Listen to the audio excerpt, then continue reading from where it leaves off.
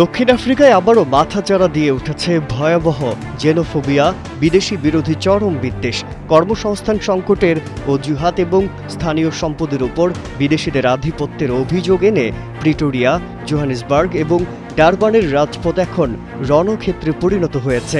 বিদেশি নাগরিকদের ব্যবসা প্রতিষ্ঠানে হামলা, ভাঙচুর ও লুটপাটের ঘটনায় পরিস্থিতি এখন চরম উত্তপ্ত।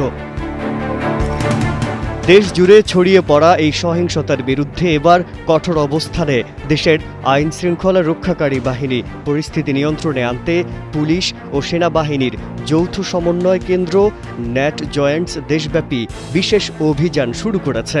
ইতোমধ্যে বিভিন্ন সহিংসতায় জড়িত থাকার সুনির্দিষ্ট অভিযোগে ৯০০রও বেশি মানুষকে গ্রেপ্তার করা হয়েছে। সব মশার বিরুদ্ধে সুরক্ষা দিতে এলো বসুন্ধরা এক্সট্রিম অ্যারোসল, মশার বিরুদ্ধে এক্সট্রিম সুরক্ষা। গোয়েন্দা রিপোর্ট বলছে, গেল কয়েকদিনে দেশের বিভিন্ন প্রান্তে প্রায় ১২০টি পৃথক মিছিল ও জনসমাবেশ অনুষ্ঠিত হয়েছে, যার মধ্যে বেশিরভাগই শুরু হয়েছিল শান্তিপূর্ণ প্রতিবাদের কথা বলে। কিন্তু এর মধ্যে অন্তত ১২টি বড় স্থানে বিক্ষোভকারীরা চরম সহিংস রূপ নেয়। স্থানীয়দের অভিযোগ, বিদেশি নাগরিকরা অবৈধভাবে ব্যবসা করছে এবং অপরাধ বাড়াচ্ছে।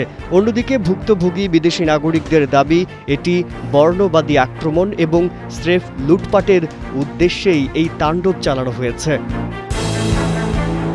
পরিস্থিতি নিয়ন্ত্রণে রাখতে গোয়েন্দা নজরদারি বাড়ানোর পাশাপাশি সামাজিক যোগাযোগ মাধ্যমে উস্কানিদাতাদেরও খোঁজা হচ্ছে। তবে বিশেষজ্ঞদের মতে কেবল শক্তি প্রয়োগ করে এই সংকট দূর করা সম্ভব নয়। দক্ষিণ আফ্রিকার অভ্যন্তরীণ বেকারত্ব ও অর্থনৈতিক মন্দার স্থায়ী সমাধান না হলে এই ধরনের বিদেশি বিরোধী ক্ষোভ বারবার ফিরে আসবে।